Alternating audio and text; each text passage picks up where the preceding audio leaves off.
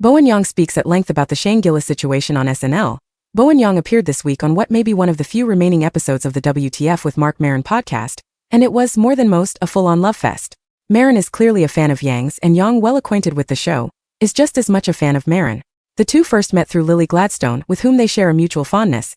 Yang also shared a story about how Gladstone calls him her star sibling because Gladstone's mother, who once conceived a baby named August who did not come to term, believes Yang is, in some way, August reincarnated. Much of the conversation centered on Yang's upbringing, his time on SNL, and his concern that the current administration might target James Austin Johnson. But toward the end of the podcast, Maron unexpectedly brought up Yang's supposed reconciliation with Shane Gillis.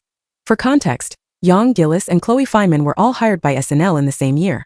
Soon after, a series of old podcast clips surfaced in which Gillis made racist jokes, including Asian slurs. The backlash was swift, and Gillis was fired just days later. After Yang praised Lorne Michaels for the cross-section of comedy now on SNL, Maron asked, "So the reconciliation with Shane? Is that real? What are the real feelings between the two of you?" "The real feelings are that we have nothing in common, but there's a mutual sort of respect from afar," Yang said.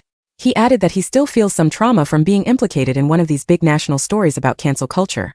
"I'm still working through that. He and I had, in that weekend, a moment of connection just to be like, hey, are you okay? This is crazy." Yang explained that after learning he'd been hired, he took a nap and woke up to his agent telling him about the controversy. "My first instinct," he said, "was to call him. I just needed to check in to see where he was. There was no reconciliation exactly. We're two comedians. I don't know your comedy. He could say the same for me. These are just human beings," Yang said. Gillis returned the call 2 days later, and the exchange was cordial. "He called me back and was like, hey, this is crazy. How are you doing?" "I'm so sorry." Yang responded, "We can make this work. I'm here for you, ? And I'll see you at work." At that point I think he knew something I didn't, Yang said. He just said, "Yeah, sure." And we hung up, because I think he'd already been told he wasn't going to be on the show.